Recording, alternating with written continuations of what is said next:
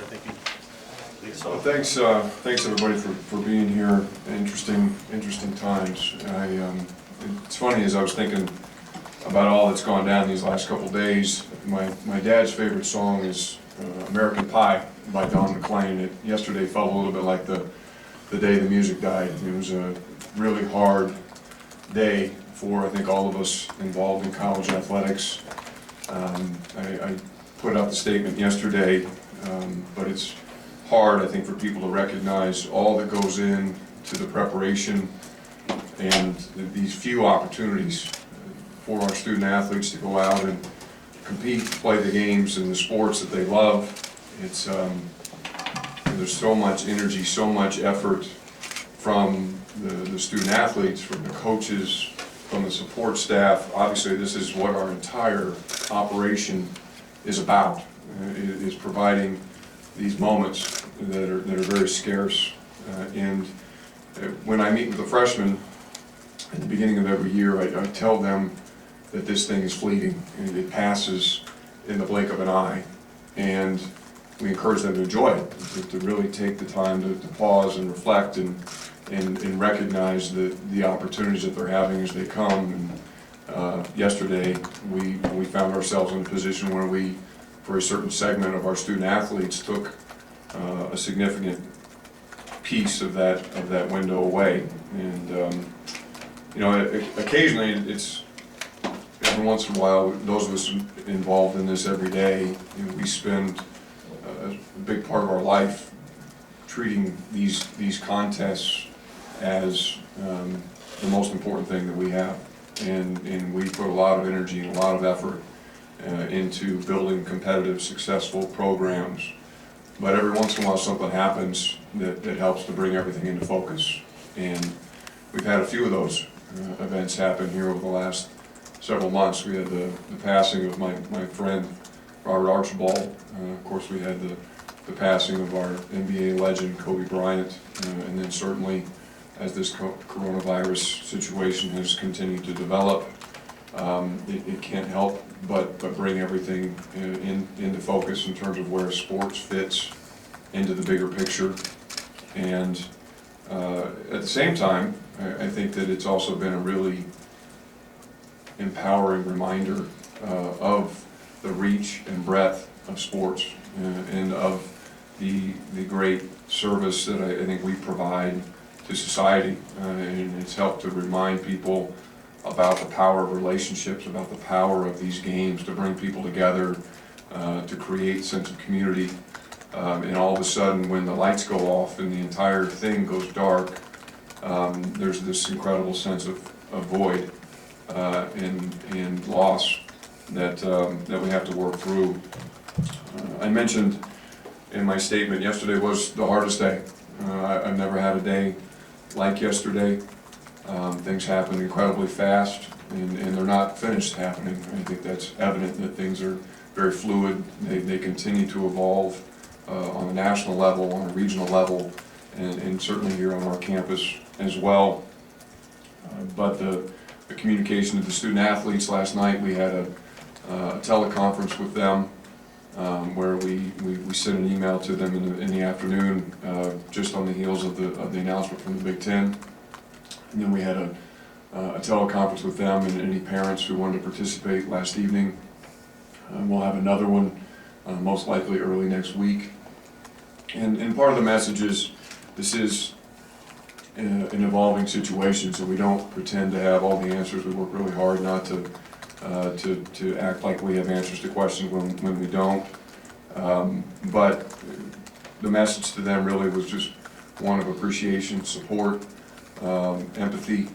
Again, I have great understanding of what has gone into preparing for these opportunities, and to suddenly, for reasons out of their control, have the opportunities taken away is, and the word I used yesterday is true. It's heartbreaking. And so we want to be there for them as they work through this and their own emotions, and we will continue to provide that support.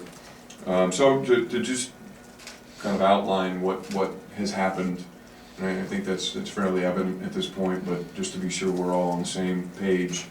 At this point, there will be no competitions for the remainder of the year for any of our teams, conference, non-conference, home, away. There will be no practices for our teams for the remainder of the year. There will be no organized team activities, and these were decisions that we made yesterday in advance of the Big Ten's announcement this morning relative to organized team activities. I think what's important to us is that, again, this is bigger than sports. And so as our university continues to navigate this situation, to put policies in place, we want to be sure that our student athletes are in a position to comply with those policies, to follow the directives that are coming to our entire student body without concern for their status as a student athlete, that we're not putting in place a situation where they have to choose between what the university is telling them to do and what they're being asked to do by our athletic program or by our coaching staff. And so we want to be sure that they have a clear path to make good choices for their own health, for the health of their families in our campus, that aren't affected by what they feel are obligations to the athletic department. And so we try to remove any of those barriers and again provide them with that clear choice. What is an organized team activity? Obviously something that people will ask. I think from my perspective it's planned workouts, it's organized activities, it's scheduled lifting, and you know, we're not, again, we don't want to create any sense of compelling them to be in a certain place at a certain time if in fact that is going to contradict the directives that are coming from the university. We also, as I think people saw, the Big Ten yesterday placed a prohibition on in-person, on and off-campus recruiting activities. I think that makes a tremendous amount of sense. We'll also be making some announcements probably later today with regard to public use of some of our facilities, particularly the Atkins Tennis Center and the Armory. Again, in light of everything that's going on, we think it's best to err on the side of caution, and we'll have more information about that forthcoming. We will have a number of our student athletes who will remain here on campus. We have a certain segment of them who have a variety of reasons to do so. Certain student athletes may be recovered from surgery, may be in the midst of rehabilitation. They need a higher attention in terms of athletic training, sports medicine. We'll make arrangements for them to be here. Certain student athletes, some of our international student athletes, others of our student athletes who may come from different backgrounds, different places, it may make more sense for them to be here than to be at home. And we're working through who some of those student athletes might be. Some of our student athletes may benefit from more on in-person and hands-on academic support, and so we'll be sure that they have the opportunity to be here as well. For those student athletes who are here, we will continue to provide access to our support services, so we still will have weight rooms available, we'll still have our athletic training room available, we'll have our academic services center available, our varsity room. Again, all these things are subject to change depending on how things continue to develop at the campus level. But those services will be scaled back, hours will be limited. We'll probably try and condense our facilities down. Instead of operating 6 weight rooms, we may operate 2, so that we can focus our resources on making sure that those spaces remain sanitary, clean. We're able to keep our personnel aligned with the spaces that we do have available for use. And I think most importantly for me in the near term is making sure that for those student athletes who yesterday had their opportunities curtailed, that we provide an outlet, that we provide services and support. Again, I think for people who haven't been in the arena, so to speak, understanding the emotion that goes with these decisions, and suddenly having something so abruptly taken away after you spent literally the bulk of your life trying to get to that place is difficult. And so we want to be sure that whether it's our coaches, our sports medicine professionals, our mental health professionals, our administrative staff, that we are there and available to answer questions and help the young men and women in our program grapple with this new reality as we work through the end of the spring. These are hard decisions, but it's also an interesting time. It's an unprecedented time, and so we need to be in a position to exercise some agility. And as I said, I think yesterday in the statement, make sure that we return to our core values. And we talk all the time about how our student athletes, their health and well-being is number one on that list. We don't often get pushed to make a decision that sometimes could be at odds with that, but in this case we did, and we needed to be sure that we came out on the right side of that question. So I'll turn it over to Coach, and then we're happy to answer any questions.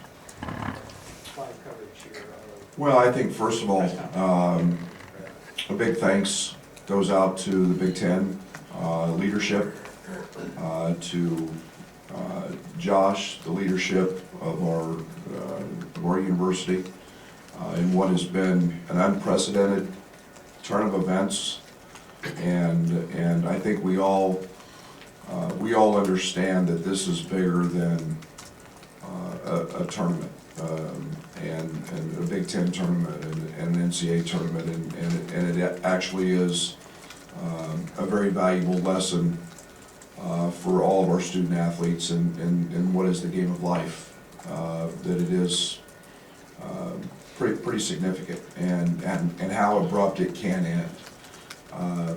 We were practicing yesterday in Hinkle Fieldhouse, and we were told both teams were on the floor warming up, and we knew that there were not going to be fans, and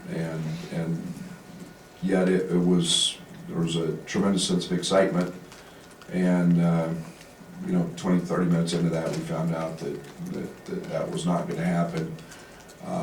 We finished practice, showered, came home, and then had probably one of the more difficult conversations I've ever had to have with the team,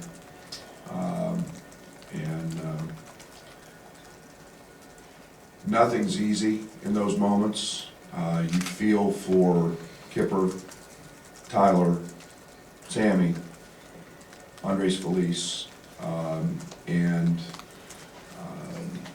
we're an NCAA tournament team, and there was no doubt about that. And you can put an asterisk by it, you can put whatever you want. I think it's the first time since 1938 there won't be a national champion. I said it after the last game here, my gratitude for that group of guys will never be remembered. I made a comment to Josh yesterday that in all my years, and however many more that I have in me, this team I will always remember. And it won't be because we didn't play in the NCAA tournament and the NCAA tournament didn't happen. It'll be because of all the fond memories and all the hard work and all the character and all of the wonderful adjectives that go with the team. I had fun this year. I had a blast coaching this team. And when you get to enjoy those moments, to have it end abruptly, and for something that is so big, and it is hard. It is hard. It's crushing. It's devastating. I had a sick feeling the night before. I kind of had an idea where it was going, and it's just hard to put that in the right perspective. But this team achieved a lot. I'm extremely proud. We've got Illinois back in the NCAA tournament. We've got Illinois back on the national stage, and the event's not going to happen. And I feel for those kids. Our coaching staff's done an incredible job, and we'll be there. We'll be back there. But those four guys won't, and that's what's so disappointing, to walk on that court and get that experience. But circumstances are what they are, and we'll continue to grow this program and and keep working, and in the meantime, I'm gonna have nothing but incredibly fond memories of this season, and I can't wait to just sit back and really dig into all the positives that have happened in this season. So to that, I'll open it up.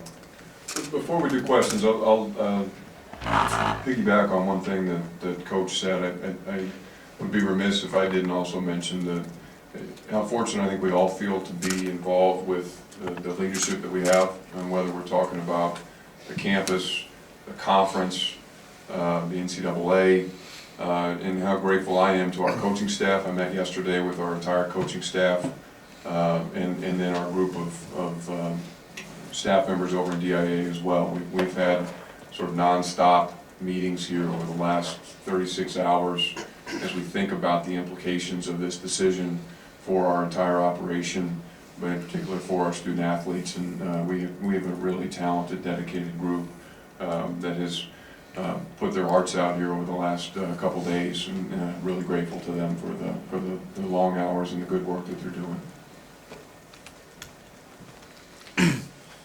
Josh, Kevin Warren said yesterday that he met with all 14 athletic directors about what to do regarding the tournament. What were those meetings like, and what was the feeling when he was meeting with you guys? Yeah, we've had a series of meetings. So we had a pre-planned meeting over in Indianapolis on Wednesday afternoon, starting I think at 1 o'clock Eastern time, and we arrived with a certain agenda, and I don't know that we really even got into the agenda at all. The virus conversation, of course, dominated the day. And then since then, we've had a series of conference calls. We had another one this morning. I expect we're going to have actually daily conference calls here for the next week or 10 days as we continue to watch this unfold and react accordingly. I'm unbelievably impressed with Kevin's leadership. I mean, talk about getting thrown into the fire. All of a sudden, here he is. Just a couple months on the job, and we're dealing with something that none of us have ever seen in our lifetime. I appreciate his open mind. I appreciate his interest in gathering feedback and building consensus. And I'm really proud to be a member of this conference and to be associated with the other athletic directors, the faculty representatives, our senior women administrators. Everybody has had a voice in this, our presidents and chancellors.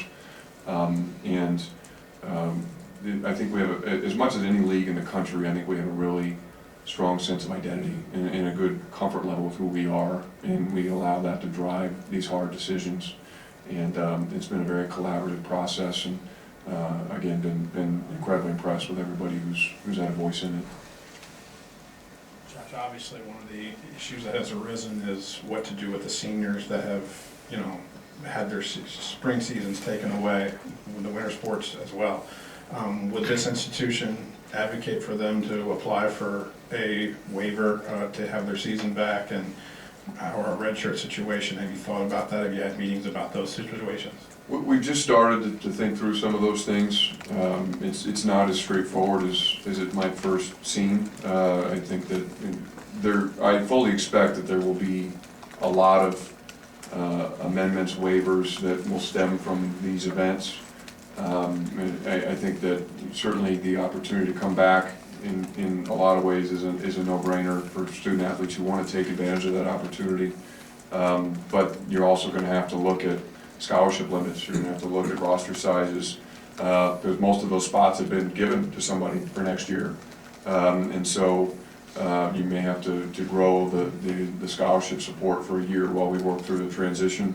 Not to mention things that you probably won't be able to work through as much, but if an incoming baseball player thought that the stud center fielder in front of them was going to graduate and move on, and that spot was going to be there for them to try and compete for, and all of a sudden that stud center fielder's coming back, that changes that internal dynamic. That one's probably not something that we can deal with legislatively, but I do expect that we will have a seat at the table as some of those conversations begin to grow here in the coming weeks.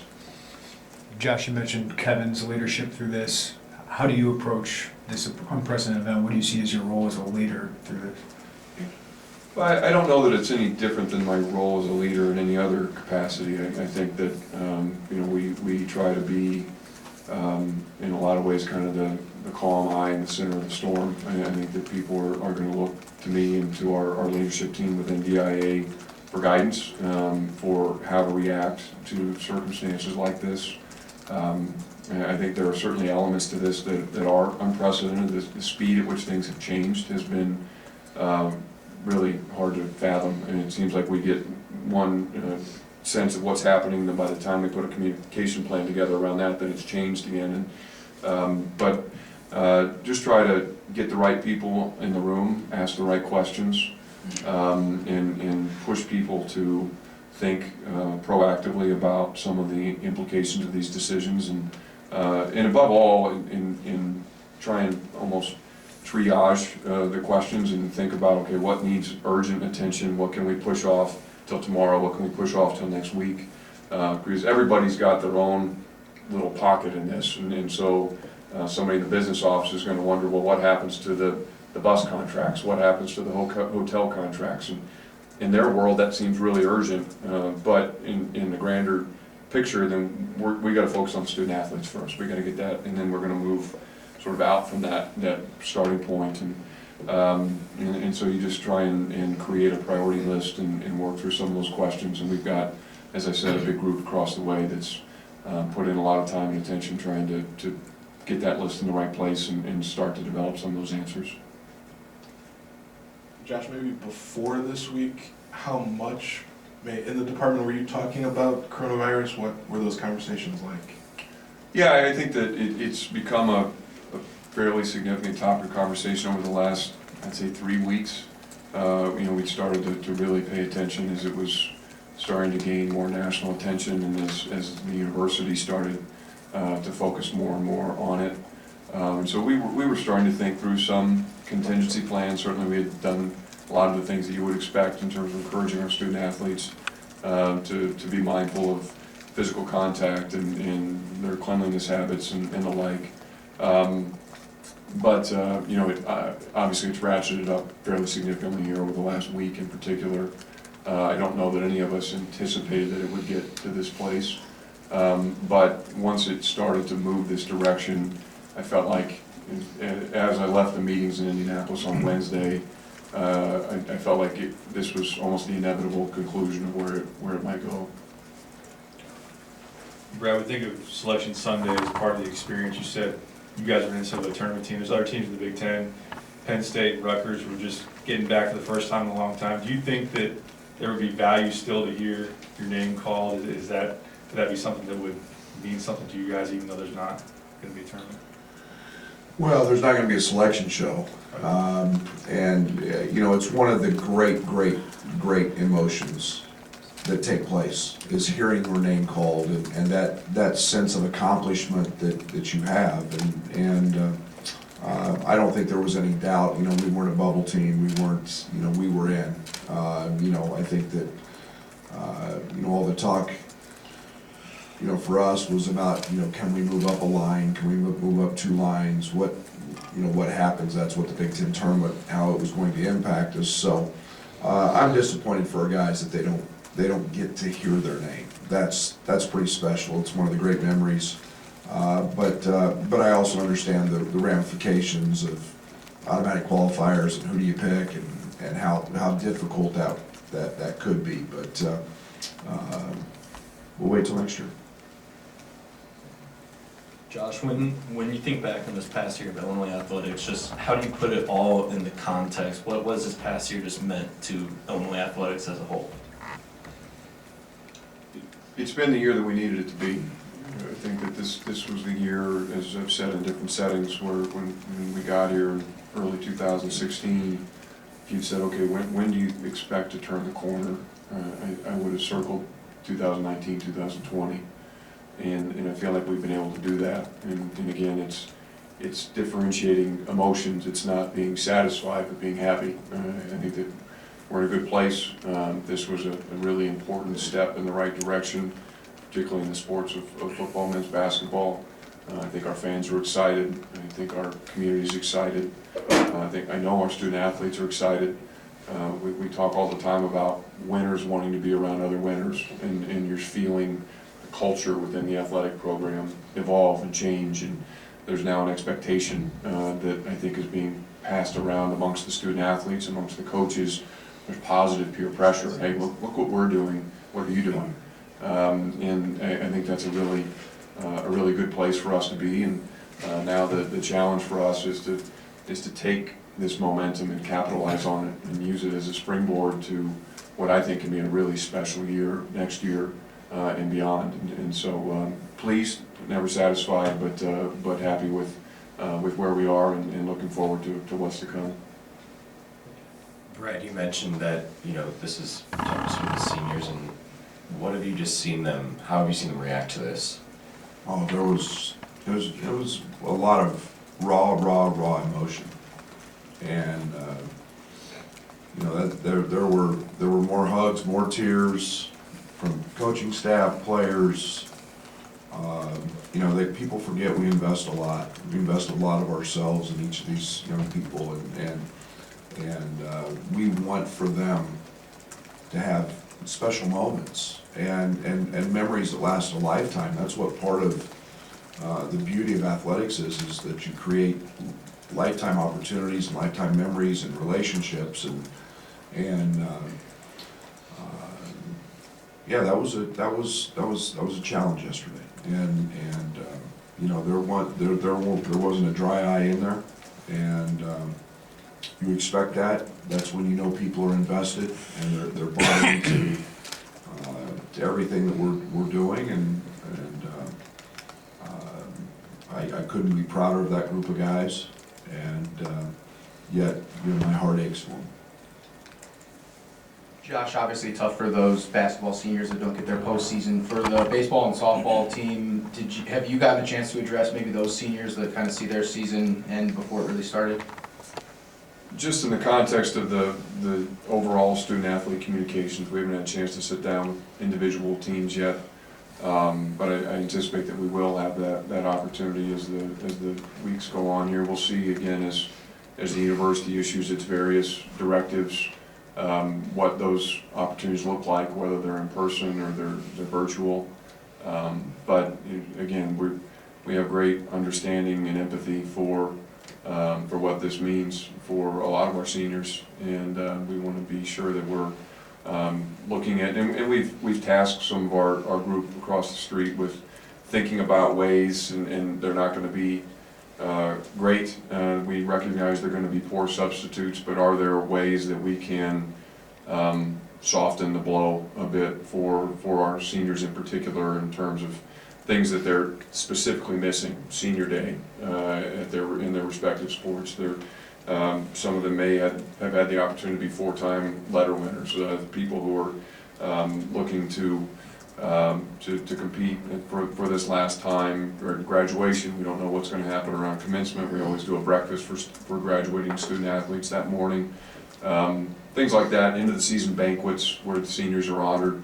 How can we handle and approach those things that are being foregone and create maybe some different, but some sort of an experience or something that at least helps to make a little bit of a lemonade out of a lemon.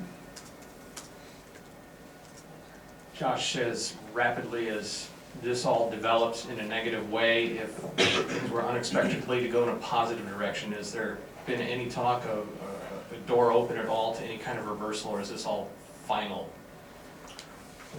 Well, if we've learned anything over the last 24 hours, I think it's that this entire situation is fluid, and as we've managed through it, we've done so with the information that we have available at any given moment. And I think that we anticipate that the situation will not be better to the point that we would be in a position to re-engage in certain activities. Certainly the competition thing is final. That's not going to get changed. We recognize that there's a lot that goes into the planning and preparation for the travel and the officials and the event staff and all the other things that go into hosting games or traveling to participate in games. Whether there would be an opportunity to revisit the practice conversation or the organized team activity conversation, sure. I mean, we're never gonna say never. But again, just based on the information that I have and my admittedly relatively limited understanding of what's happening in the world around us, I don't think, given that we're sitting here in middle of March and the semester ends in roughly 6 weeks, I don't know that we'll see significant change during that window. And we'd be having, I think, a very different conversation if this was all happening in September. But the reality is we're so close to the end of the school year already that, that in my mind it made sense to go ahead and take the full bite. Brad, Mark Few was on ESPN Live when they canceled the tournament. His first words were disappointed. He thought a postponement might have been better. What were your thoughts? What camp were you in on that? Yeah, I actually spoke with Mark. I mean, I think we were all trying to avoid finality and cancel is final, yet as Josh just mentioned, I think when you get so close to the end of the school year, you get so many other factors involved. It was way above just a basketball tournament, and you know, you've got travel restrictions, you've got so many other things that go on. I think you've got logistical plans. I would have loved to have seen it played, but I also am smart enough to understand that there were complications and well beyond the realm of what is normal in terms of just postponing something and rescheduling it. There was a tremendous amount of complications to that, but you know, you're disappointed that it is final, it's over, we're not going to play it, but you fully understand the path with which it had to be that way. Coach, obviously your son was on the team. You and Tyler have gone through life together, basketball together. What emotions did you feel knowing that your career with your son, at least playing-wise, was over in a way that probably nobody foresaw? Yeah, it's really hard. It's really hard. I couldn't be happier for him, for his last game to be a start, for his last game for him to play well, to contribute. Those are probably make it all worthwhile. You know, he was a part of an NCAA tournament team at Stephen F. He was part of an NCAA tournament team at Oklahoma State.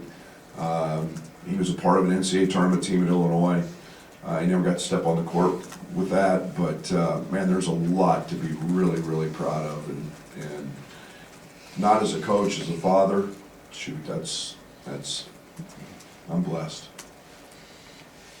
Josh, I know you're working through the wellness part of this, but financially, I know there's so much hits going across. How does this impact you guys? Do you know yet? Or without the travel and everything, how does this impact you guys? We don't know yet. And as I talked about prioritizing questions, we know that's a big question that will need to be answered, but it's not one that we've been able to dive deeply into yet. Certainly there will be financial implications of these decisions. But in terms of the magnitude and scale, I don't have a good sense yet.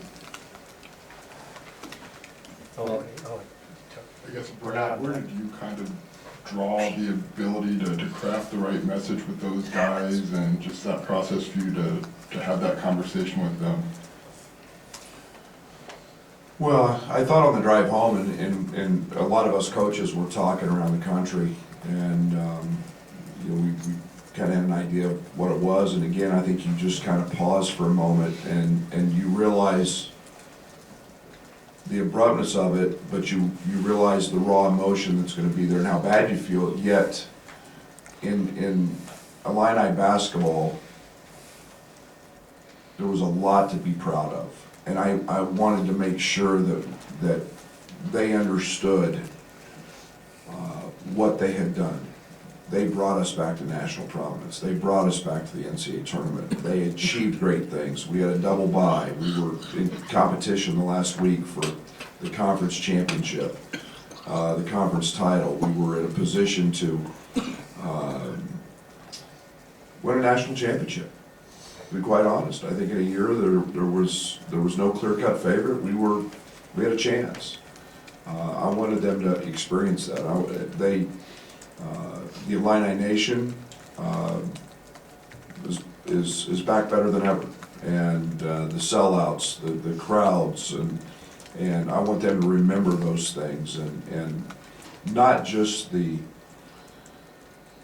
sadness and the emptiness that comes from not playing, but the positives of what happened, and you know, that's why it was a tough meeting, because you did mix so many emotions, and but I'll be forever grateful, man. That group is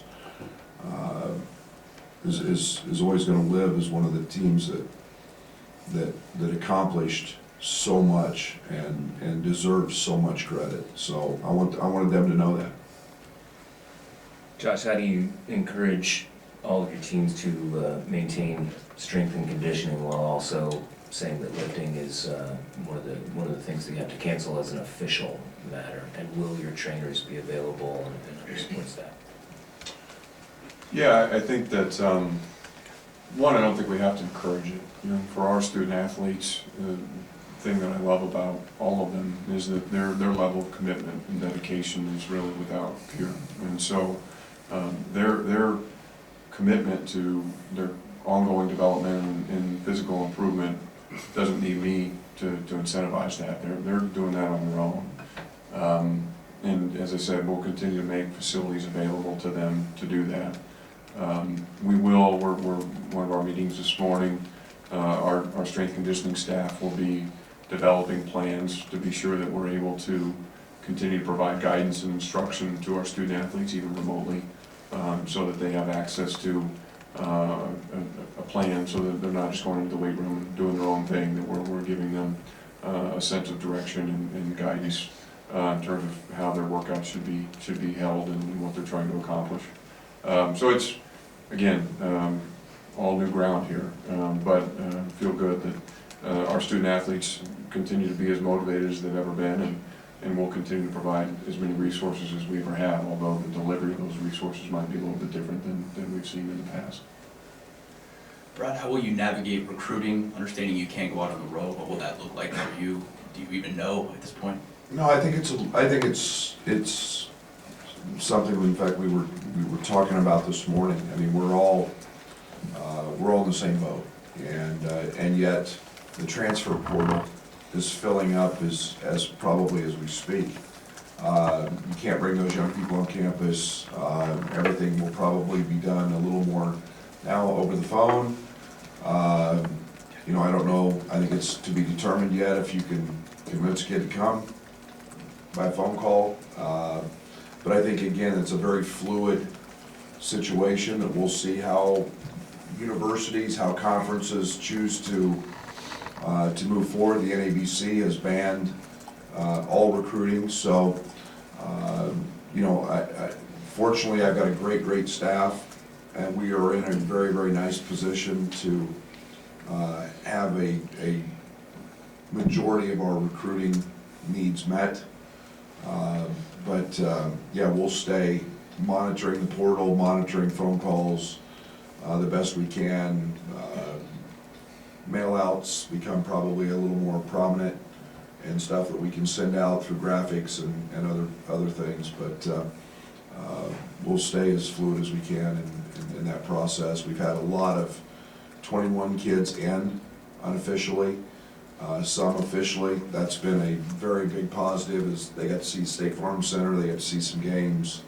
So, you know, being able to get those kids in here, you know, we don't know what will happen with spring recruiting.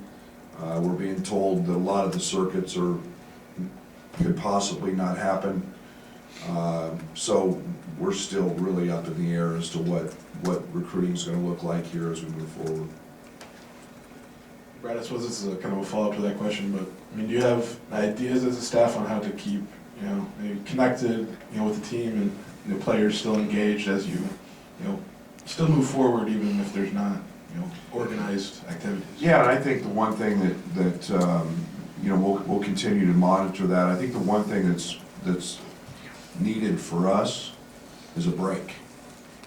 and I say that, we've been going since June 6th.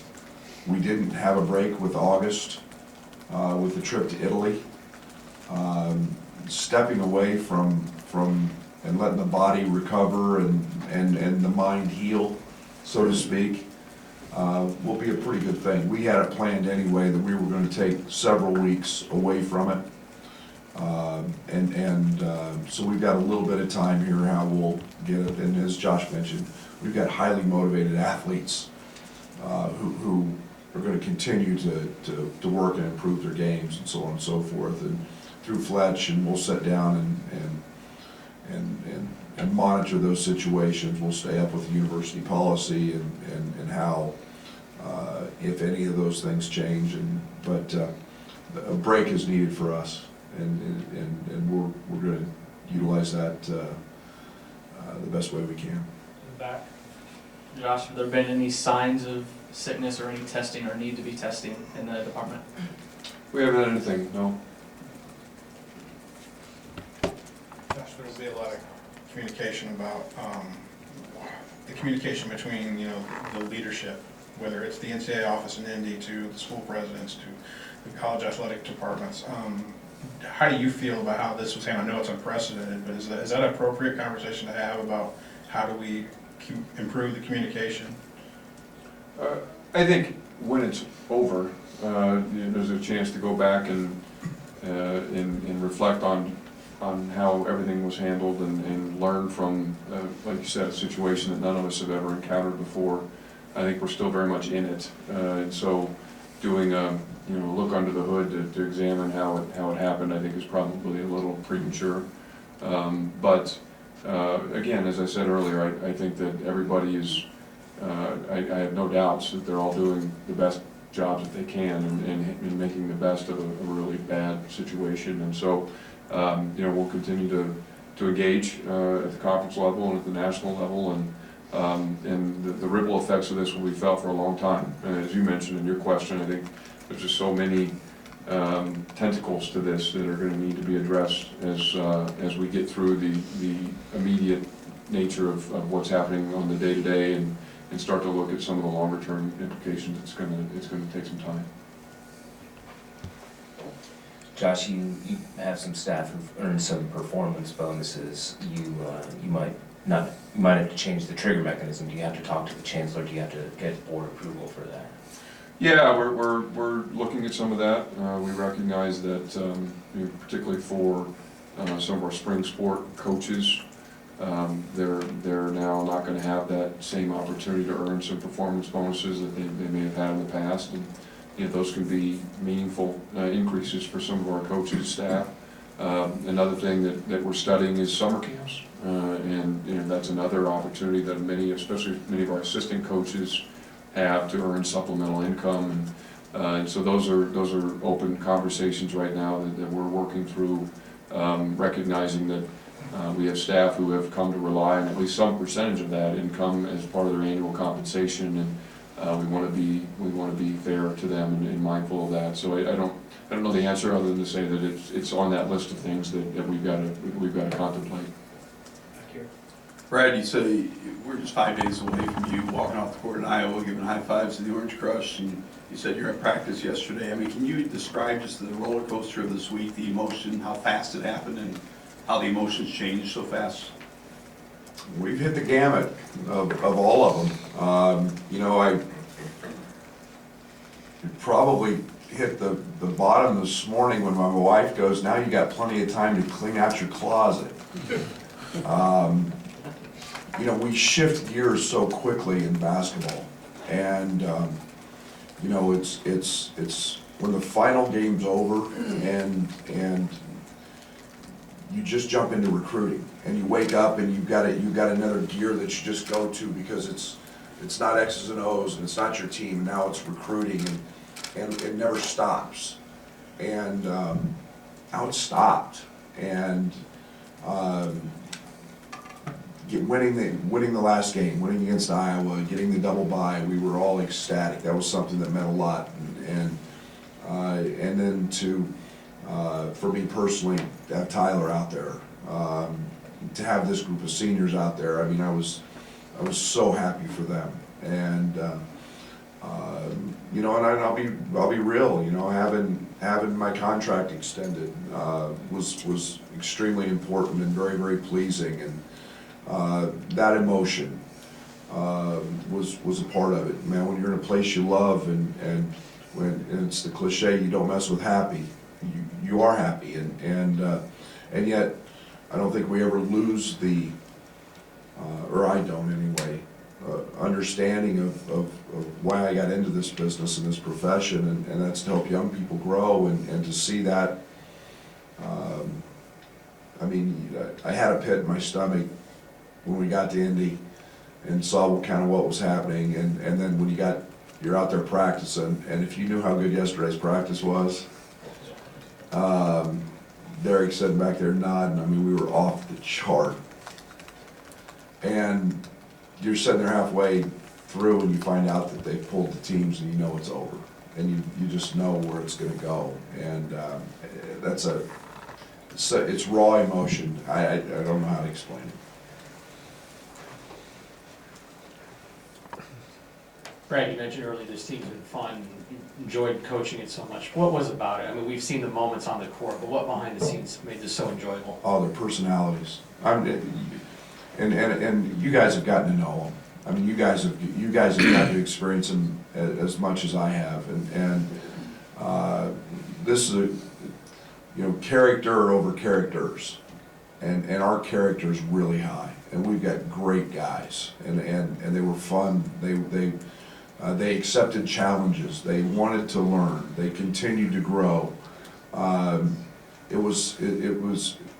It's a blessing to sit there and watch a guy like Io get better, and Andres Felice dive on the floor for a loose ball, and to see Io, who didn't do that at one point in his career, now he's doing it 4 times in a game to win, and the understanding and the development of what it takes to win when they didn't last year. And that's special, man. That's fun stuff. And you always love going to practice when they want to continue to listen and to grow. And I loved every single day of our 102 practices. Back here again. I guess this is for either of you guys. We saw the NBA, a player actually contract this. How comforting is it getting ahead of it maybe and not having a player get this yet? You got ahead of us. Yeah, I don't know that comforting is the right word. I think, again, I have a pretty limited understanding of how this thing actually works, but it's going to make its way to Champaign. It's going to make its way to the university. I think with 10,000 student athletes in the Big Ten, I think for us to sit back and say that none of those 10,000 have already contracted the virus would be naive. And so, I think that I'm happy. I'm really happy that nobody within our department or among our student athletes has presented with symptoms yet. But I don't know that. I think that these decisions are minimizing the spread and the risk of the spread for our population, but they're certainly not eliminating that risk. And that's, I think, the challenge that we're facing as a society, is that we can put all these steps in place and we can self-quarantine, and we can be as mindful and careful as we can be, but the minute we step into a room like this one, you're all sitting there next to each other. One of you may have the virus and not even know it. And so you take all these measures, and then as soon as you re-expose yourself by going out to dinner or going to the grocery store, doing whatever, going to the park with your kids, then the steps that you just took before that get a little bit undercut. And so that's the challenge, I think, that we're all facing with this new environment. Right, I know a lot of Io's goals were shared throughout that locker room, but he had an opportunity at the next level last offseason. We'll have another one this offseason. It meant a lot to him to get you back to the NCAA tournament. What you say to him? What do you want him to know? And what would your approach be with him? I know he felt like you guys still had a lot of unfinished business. Well, you're talking about a young man who was getting ready to perform on the stage that he loved the most, and that was the big stage. And my love for IO runs well beyond what you guys could even imagine. And you know, there's a young man who loved this university, wanted to see it get back to where he knows it belongs. I mean, he and I had an unbelievably common link in terms of wanting to see this thing grow. And I mean, his pride is second to none, and his ability to work. And I've said it many, many times. I've not been around a player as committed to success and work as Io is, and that's not just on the court. I mean, he's handled himself off the court in the academic endeavors. He's handled that off the court with his social habits at a top shelf level, and that has helped get us to this point. And you know, we'll see what his future holds. I think everything's up in the air with the NBA. You know, what's going to happen with their season, what's going to happen with the combine, what's going to happen with the draft. I think everything's, at this point, we've seen the power of sport, and it's at all levels. I mean, the Masters was postponed. I mean, we've seen all of spring training, we've seen NHL, we've seen NBA, we've seen the XFL, we've seen so many things happen. So I think it's sport's a powerful thing, and you know, in Io's case, we'll be there to support him every way we can. Josh, one of the services you said that would still be available for student athletes. Is counseling a part of that, maybe for senior athletes who've just had their life as a college athlete end unexpectedly?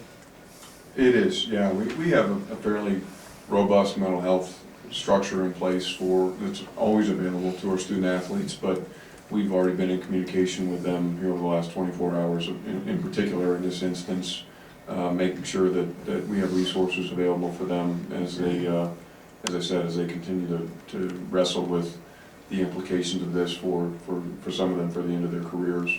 And that can come in a lot of different forms. Certainly our coaches, our athletic trainers, our academic counselors, there are a lot of people who form really close relationships with our student athletes, and so they'll be surrounding them and making sure that they're available.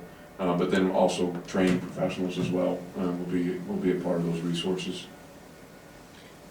Anything else for the two guys up here? All right, thank you, everybody. Thank you.